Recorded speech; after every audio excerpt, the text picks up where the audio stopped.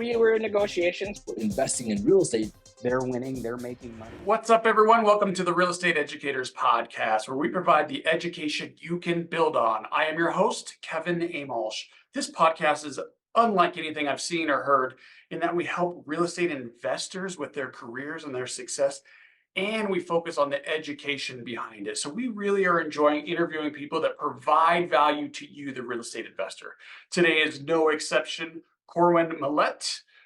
He's got a very interesting story, and he got into real estate primarily for selfish reasons, like we all do. We want to get in and provide wealth for us and our family. And then he discovered how he could help other people do the same thing. And so he runs a pretty successful management company, host of a radio show, thought leader, and he's got an inspiring story I can't wait to hear. So what's up, Corwin? Welcome to the show. Kevin, thank you so much for having me on today. Thank you. I'm looking forward to our time together today.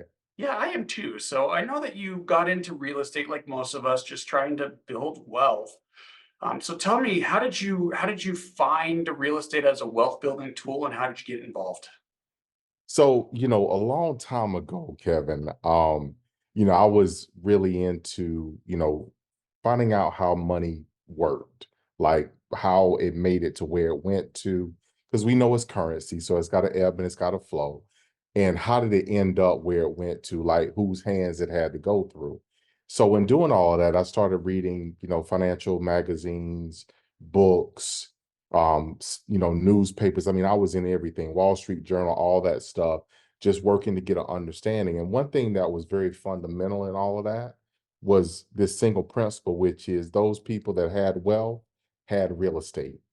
So having grown up in a family that, my great grandfather who raised me, he did what I found out or understood later to be property management.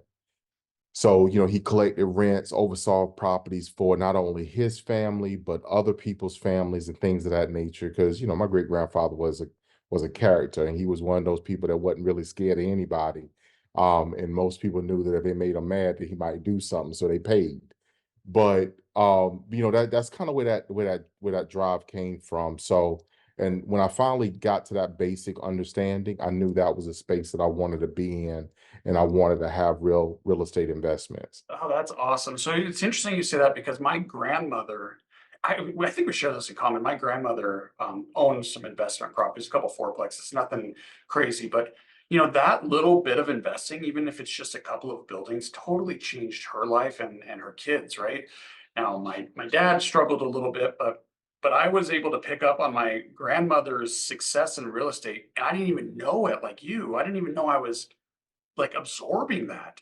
And then I started reading books like Rich Dad Poor Dads and all those other ones. And that's kind of how I got involved. But it's very interesting to hear the similarities here, because it was your grandfather. So he was kind of like your rich dad.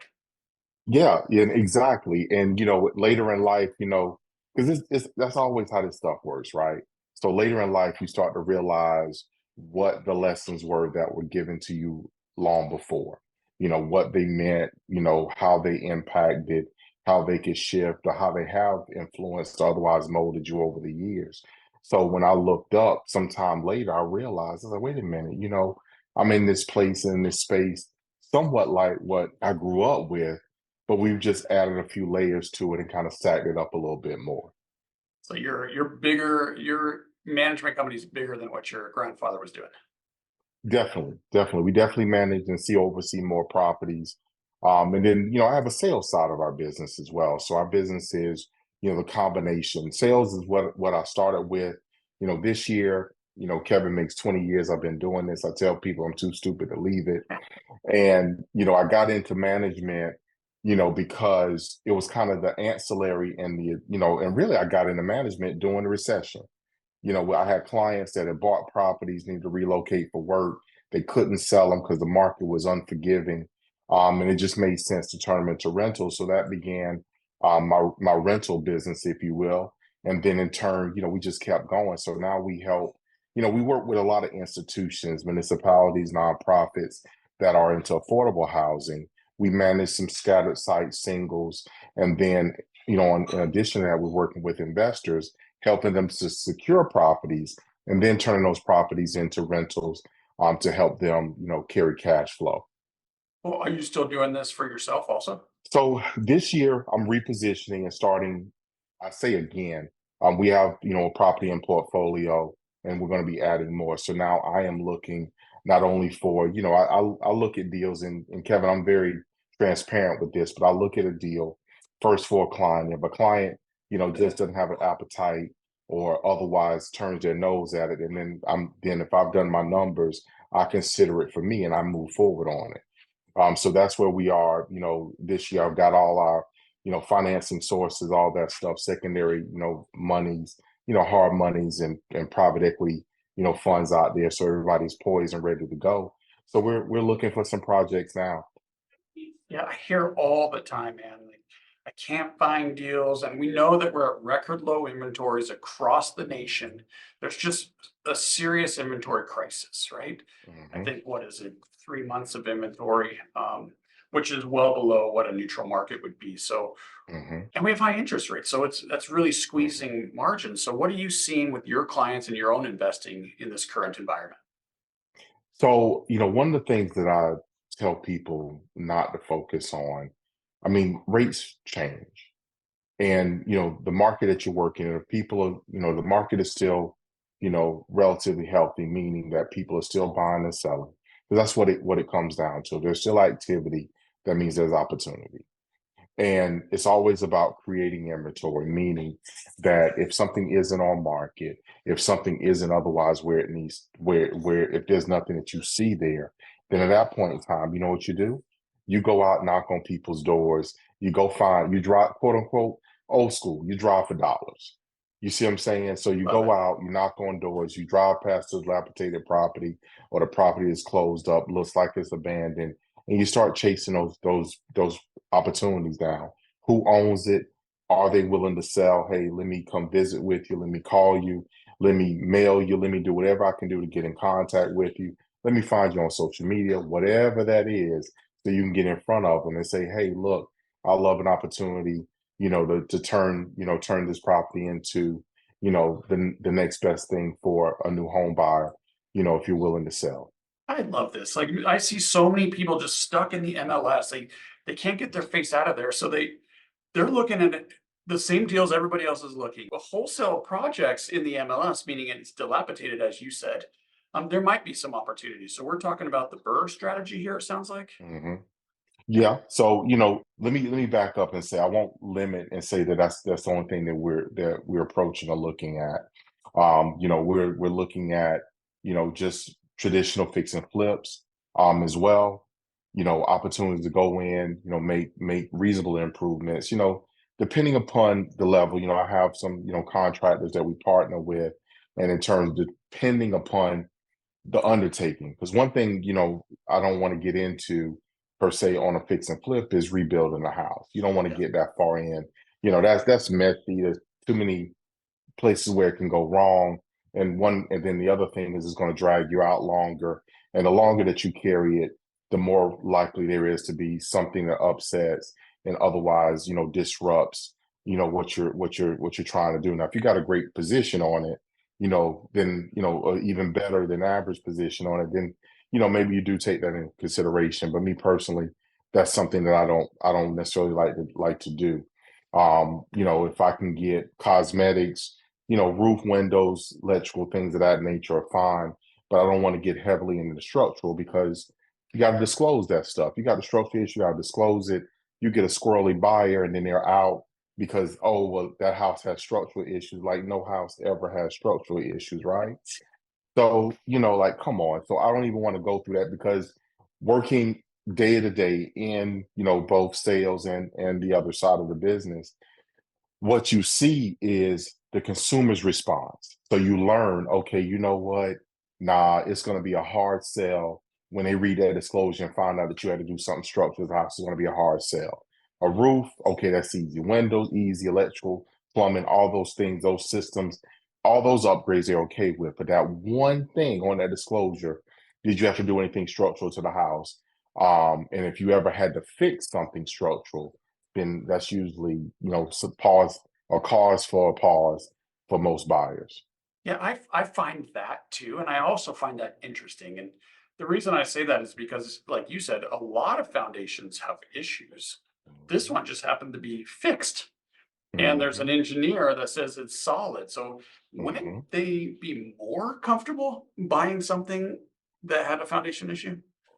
So it's a perception. So, prime example, Kevin. So I talked about my great grandfather. So he was a carpenter. So I grew up with him working on houses.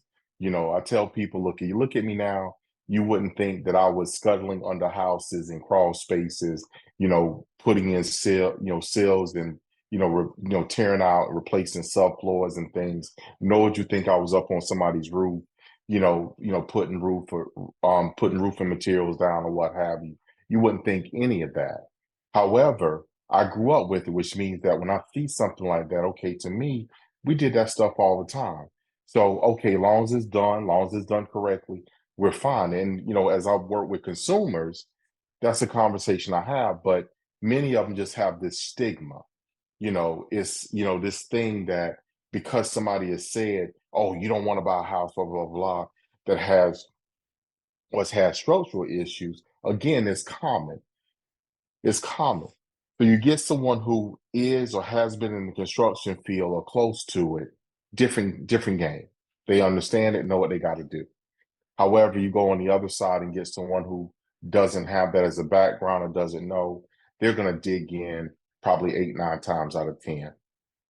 Yeah, I get you're right. Perception is reality. It's just interesting to me because it's fixed, right? And you had an engineer. So same thing with meth, right? There's people out there, Yeah. no one's testing for that. But Mm-mm, if there was an issue with that and it has to be clean, you have to get a clean result on a test. That should give mhm. you more comfort, I would think. But you're right, people freak out over that. So let's say it's meth house. If nobody said it was a meth house, you You would wouldn't never know. know. You wouldn't go in and look for it automatically. Are you showing up and asking, "Hey, was this a meth house? Did this happen here?" You're not asking any of that. But again, because when then it triggers all these other things. And really, typically, it's just nerves of the buyer. Buyers are nervous, which they should be, you know, buyer beware, Yeah, right? totally. Yeah. So if you were looking for yourself or your client, and they're a client that's going to hire you as a property manager, so this is a Hmm. long-term play here. Hmm. Wouldn't you consider meth or foundation or something major like that in that scenario? Short answer to that question, Kevin. Yes. So everything should be case by case. One of the things that I found, and I paid attention to, especially in recent years, that a lot of times people aren't thoroughly vetting the investment. So if I've had people that have brought an investment to me after they purchased it. If they would have brought me to it before they purchased it, I would have let them know stuff that they didn't know because they didn't have the right they didn't have the right person. However they bought it, they were just focused. Whoever helped them buy it was just help focused on, hey, this. You can buy this, you can do this, but you don't know anything about the property. I had a client that lived out of state, bought a property in a extremely rural area, right? Great opportunity long term. However, what they were used to as far as the caliber of tenant in other places. So let's say in their home area, the properties they had a certain standard or caliber of tenant that resided in their properties. Well, where you bought this property, wonderful opportunity. However, the caliber of tenant is completely different, which means that the rents are completely different, and you calculate it based upon what you projected as being rents based upon what you thought, but not what someone who has that experience knows. So when the project got to me, 2 years into ownership, I come in and I find, wait a minute. I said, well, you didn't know this? Well, no. I said, okay, well, let me tell you this. So now I got to educate you. And it was an extremely difficult process to work through all the things that were going on with the property. And more so because they didn't know. They thought however they were instructed, that person didn't know that market. So you got to use people that have an understanding, foot on the ground, close in, so that way they know, okay, you know what, this is how this person responds. This is how this person acts. So yeah, I would consider, answer the question again. Yes, definitely would consider, but you got to weigh in all the other facts Yeah, to come to a conclusion that's going to work. that makes total sense. I Hmm. got like this deal just fell in my lap, Corwin.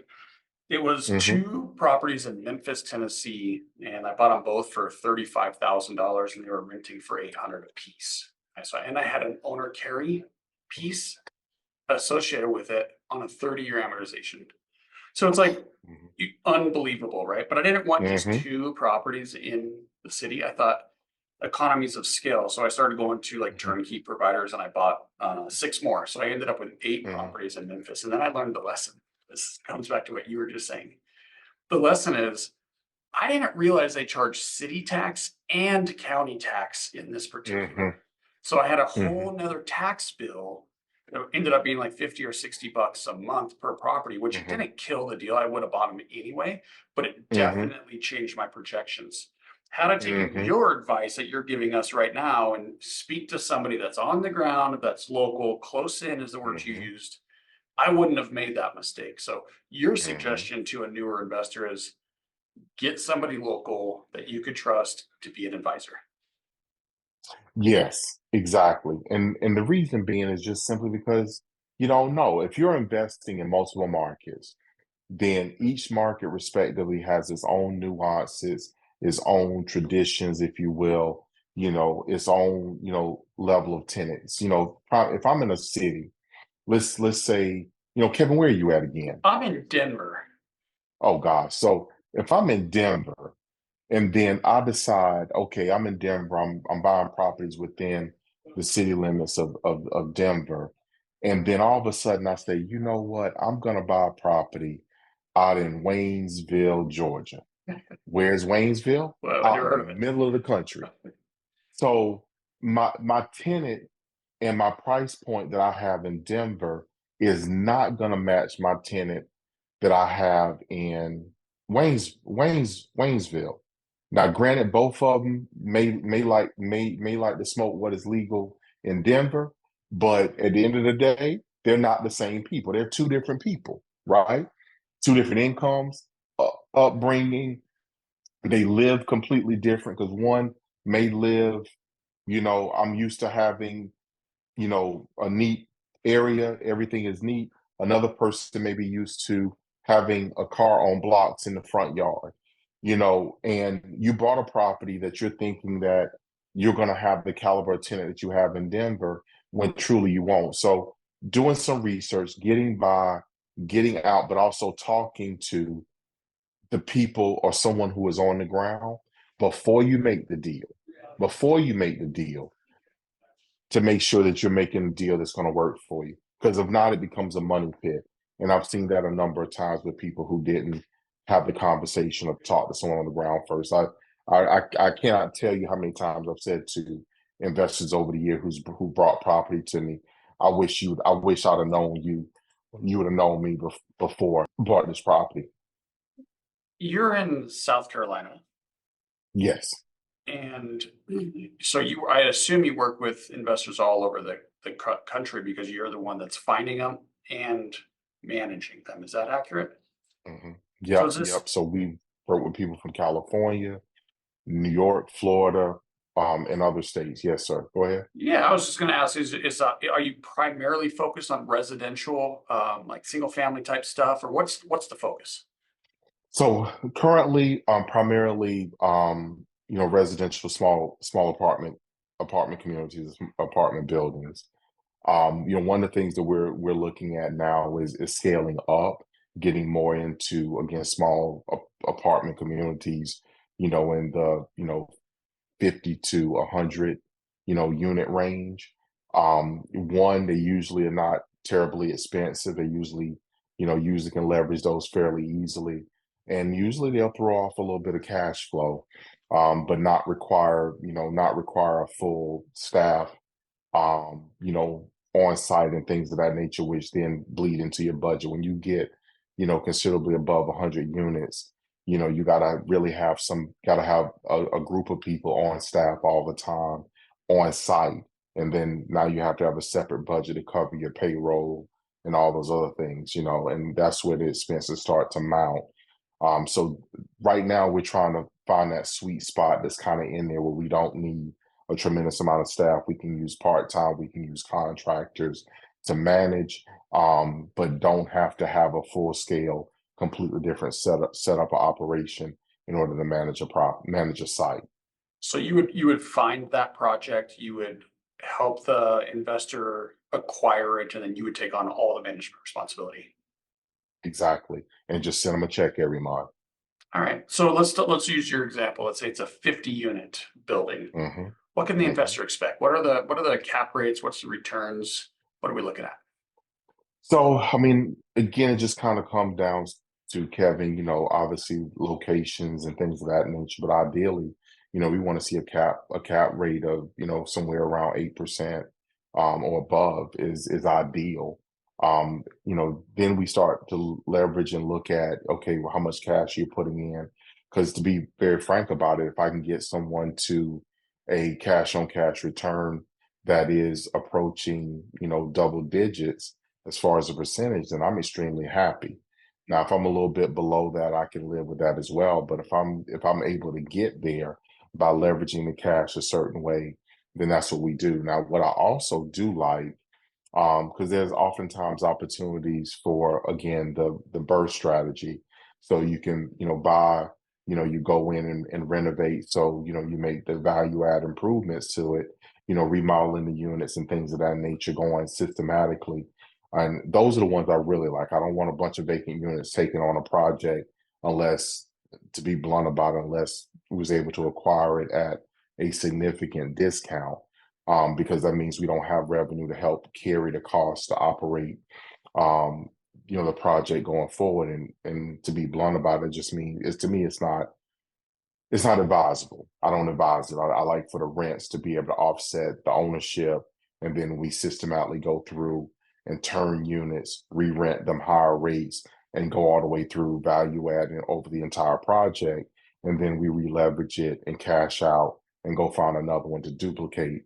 And we carry it for several years. And then at that point in time, we advise the investor, depending upon markets, to go ahead and sell that, and then we reposition them yet again. But if we can keep doing that, then that allows them to accumulate multiple sites, multiple properties that in turn, over the years, they kind of start to recycle as they continue to add. And pretty soon their portfolio just continues to expand. I'm sure some listeners are loving this, Corwin. So if you're going to take this on, you find a project that it's not vacant, but the rents are low, and you could add some value, restabilize it. Mhm. That's a lot of work. That's a heavy lift for a property manager.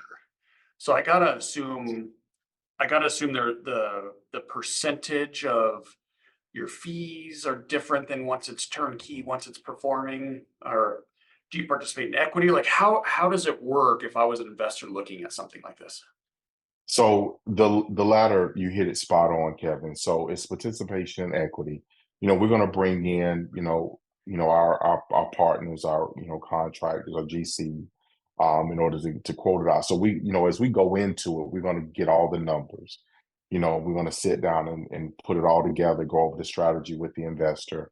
Okay, this is what our acquisition is going to be. These are going to be our renovation costs. However, our renovation costs are going to be scaled out or scattered out over this time period. Let's say it's going to take us 6 months or 12 months in order to get the property completely turned. Because again, we have tenants, so we love to keep them. And as we vacate a unit, we go in and renovate, one or two at a time. So depending upon the number of units, that would kind of give us our projection on the timeline to get all that done. And then we're able to calculate, okay, what does that return look like? What can you expect as return here? What is the value add? What does that do to the value of the property? So then, if it makes sense for the investor, then obviously they're going to move forward. If it doesn't, then we'll shop that to somebody else, or we'll consider another way to JV it. But short version is yes, participation equity on top of our fees is a structure that we work for. This episode is brought to you by Pine Financial Group. Pine Financial is a private lender specializing in short-term rehab lending to real estate investors. Got a property that needs some love? We can help.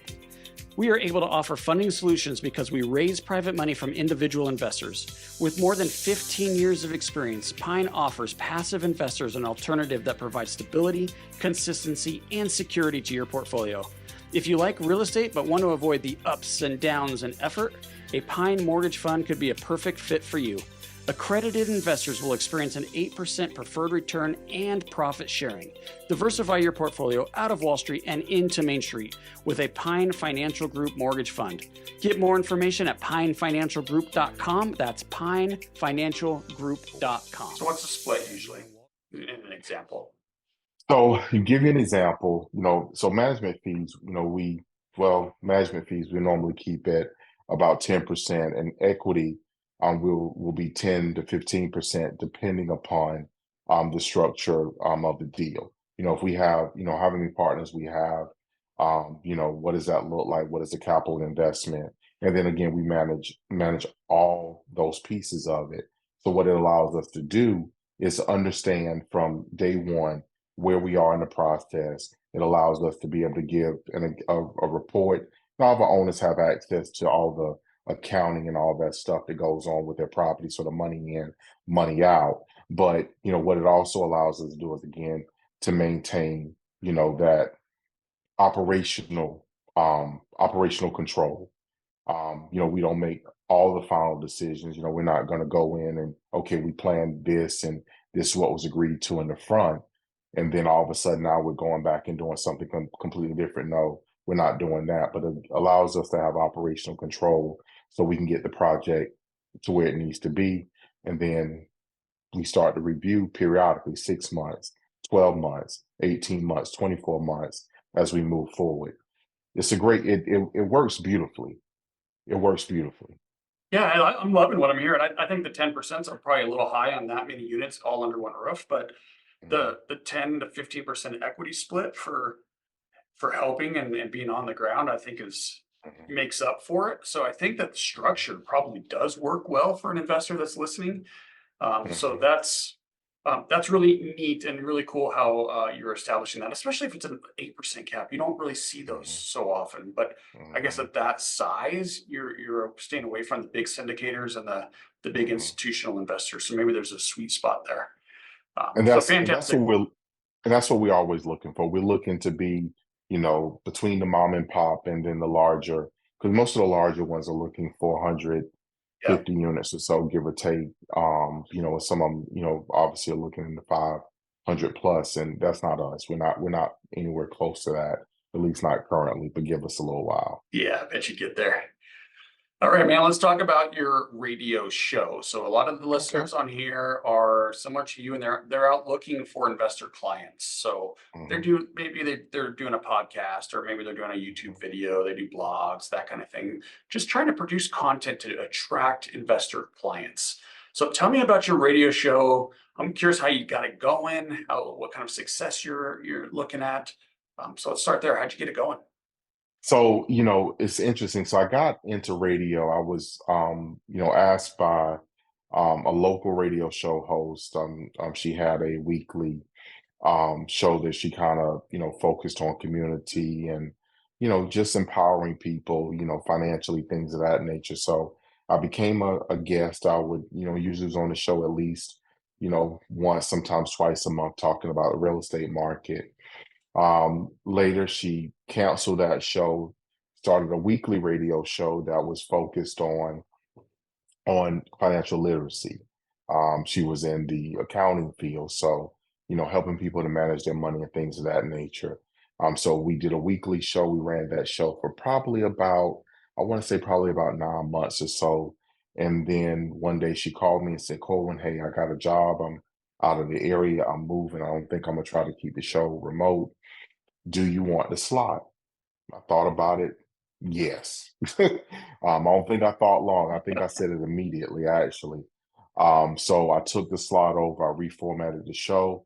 So it's a weekly radio show, and probably maybe about 2 years or so, give or take, we started airing the show also as a podcast. So the name of the show is Exit Strategies Radio Show.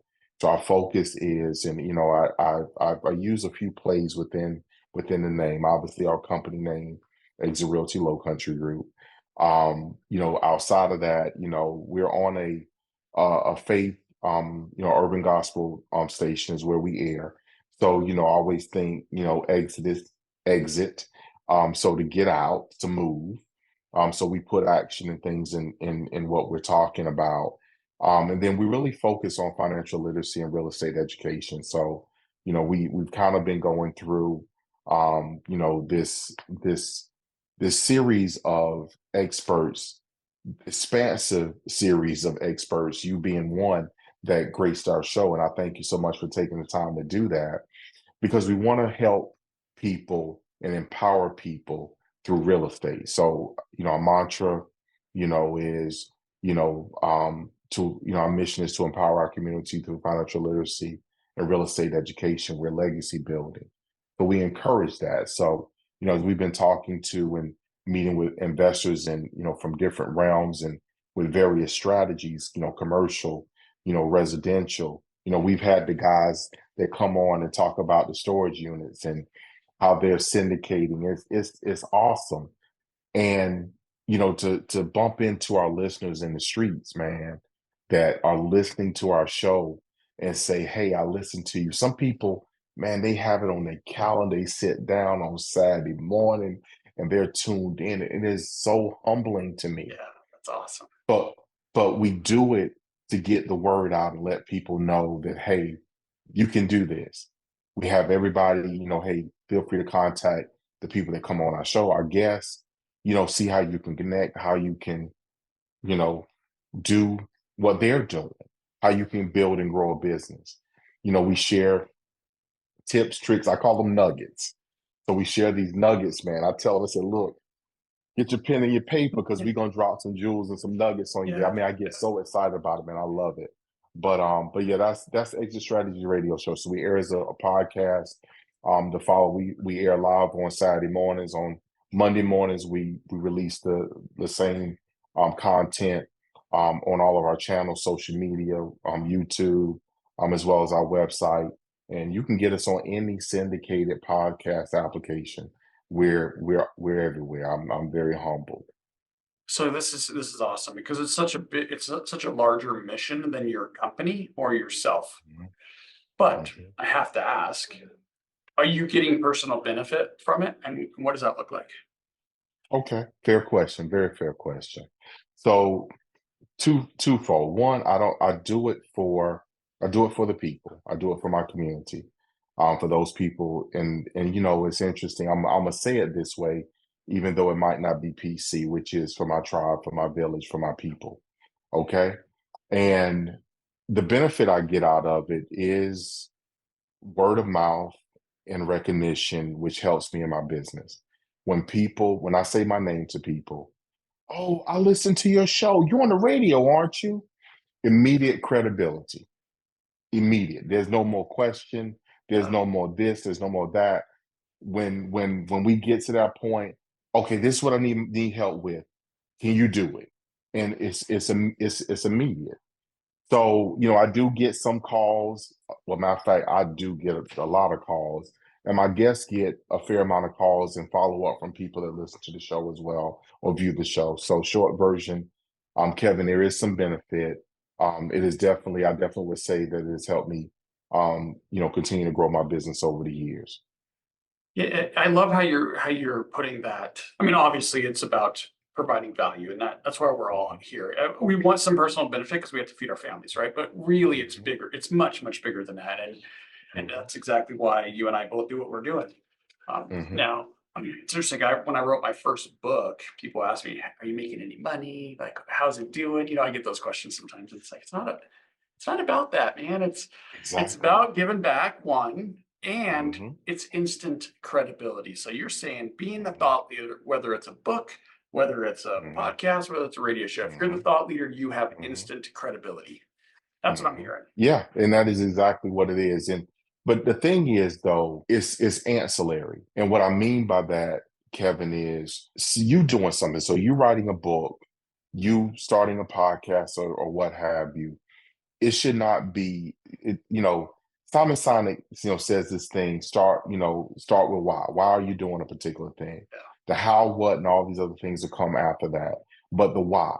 Now, granted, when I started, my why was, well, I want to help educate people. I want to help, give people, knowledge and information they're not getting traditionally.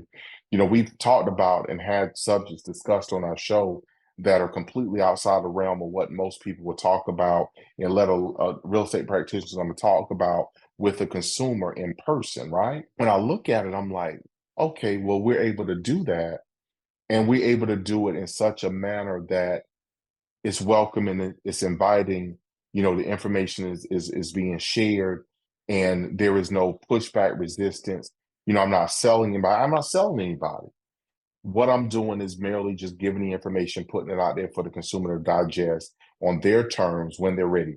The podcast platform allowed that, meaning you can get it when you want it, how you want it, where you want it.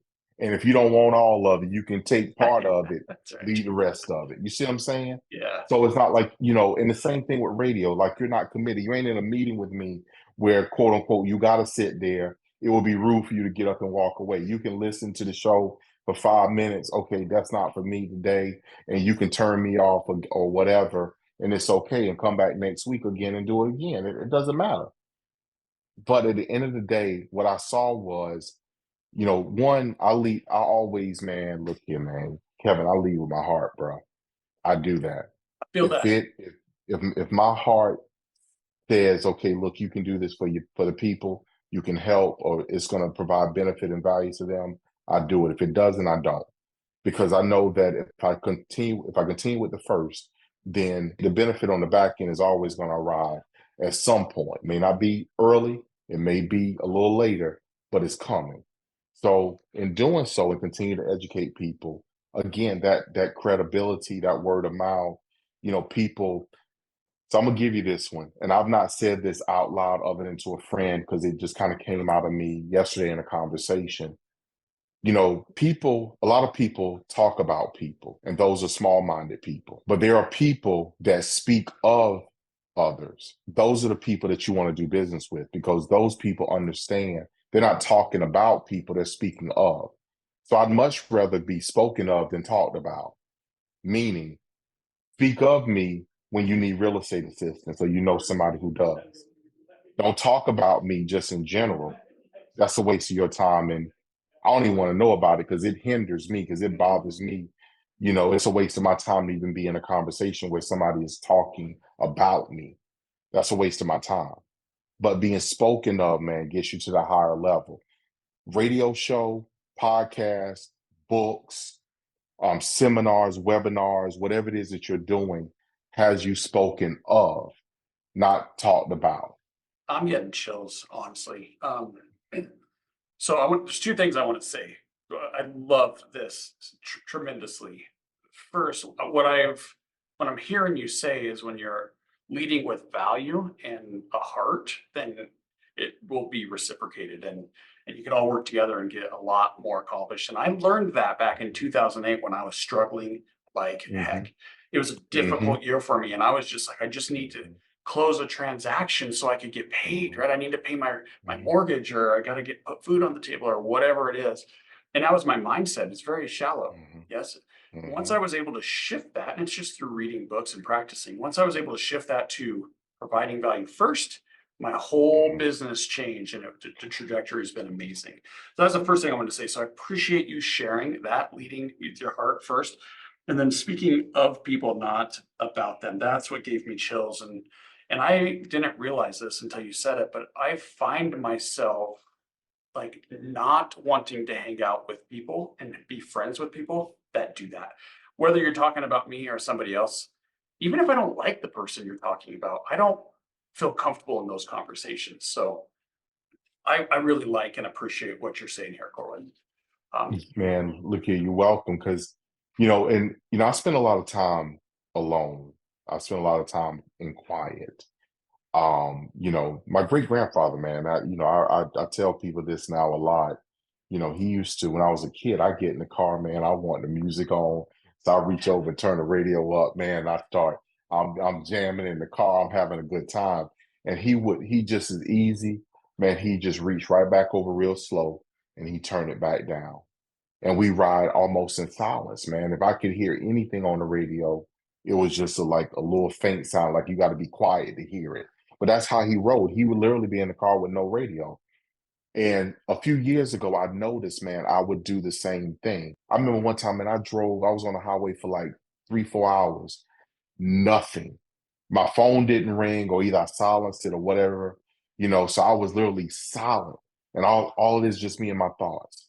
And I'm processing, I'm thinking about this, and these things come to me. But going back to what you were talking about and what we were engaged in about the of that I've had to change my conversations and who I talk to, because a lot of times what it is for me is that and people can only give, excuse me, they can only receive from where they are.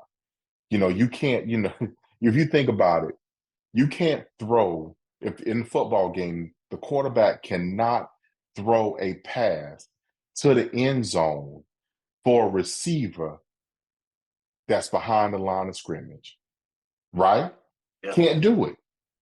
If they do, then you know what they did? They either set themselves up for interception or they just wasted the play. And what I found was I was throwing my conversations to people that were behind the line of scrimmage. They were behind the quarterback. And I'm throwing it down here because I'm expecting for them, or expecting for someone to be there to receive it, and they're not there to receive it. And Kevin, I've never framed that conversation that way before ever. So your listeners just got fresh content. I ain't never said that before. It's awesome. But when you're talking to people, oftentimes we're trying to build people up, encourage people, motivate them, the people that are in your immediately around you, because you want to be in an environment that is a thriving environment. And how do you do that? Well, you push, you encourage, you try to motivate your people, those people directly around you, to thrive. But not all of them, man, want to thrive. Some of them, when the ball snap, stand right behind the line of scrimmage and do not go to make a play. And what I learned is, hold on, I need to change my team so that the people that I'm throwing to are ready to receive. So I'm talking more to my business partners. I'm talking more to people that are like-minded. And when I find people that are not like-minded, again, the ones that want to talk about and not speak of, those are the ones that, okay, well, I need you off my team. I need you out of the way. So Yeah, because you want people in your circle that are going to encourage you, and you want your cheerleaders, right? And if they're talking about people, they have a self confidence issue, and mhm, they're not trying to lift anybody up. mhm, Uh, exactly. all right, man. We gotta wrap this up. We already went long because it was an amazing conversation. You are very good at this. But hey, I real appreciate quick, that. this is what my Yes, sir. notes here. I took some notes while we were doing this. So you Okay. say, here's a few things I learned from you today. So stay away from foundation and math and major problems if Mhm, you're going to sell. But mhm, it could be okay to do that if you're going to keep for the long yes. investment. Okay, Mhm, use people on the ground, your close ends. You want to have a mhm, team of advisors and people that will support you. mhm, Being a thought leader will give you immediate credibility. Speak mhm, of people, not about them, and maybe surround mhm. yourself with people that speak of. And then throw your conversation at a receiver. And if you don't have a receiver, sub them out. How'd I Man, I do? love it. Man, you did incredible, man. I love that. I love that. If you ain't got a receiver, sub them out. I love it. I love it. Man, you've been great. Anything else you want to mention before we head out? Actually, we need to get your contact information. So throw that out, and we'll receive that. And then if you have any nuggets you want to share, So, Kevin, thank you so much again for having me on the show, man. I'm easy to find. I'm easy to reach. I'm always brave enough to give my cell phone number. So, look, if you call me, my system will catch the voicemail and make sure I get it. 843-364-3095. You can find me on social media. I'm Corwyn Melette. So, C Melette, Melette in most places. And then outside of that, man, you can always get us at Exit Realty Low Country Group. So that is our website, or exitlowcountry.com, which is our search engine site. You always can find me and catch me there as well. And if I'm ever out that way, man, we got to hang out. Man, definitely, man. Look here, when I get jobs, I'm coming your way. I think my wife at some point in time wants to go to Colorado just to say that we've been. Yeah, let's So do when it. I come, we definitely got to do that, man. I love to have dinner, breakfast, or whatever time of the day we can get together, man. I love that. Yeah, that'd be great. All right. So thank you so much for joining me, Corwin. Thank you so much for the listener and the viewer for joining me. If you haven't yet, leave us a 5-star review. I know you want to, because this was an amazing episode. This one really was good. So I think we're going to do really well, and please give us a 5-star review. So thank you once again for joining us, and I hope you make this day a great one. Hey guys, I hope you enjoyed this episode as much as I did. If you did, please be sure to follow and leave us a review. Oh yeah, and tell a friend.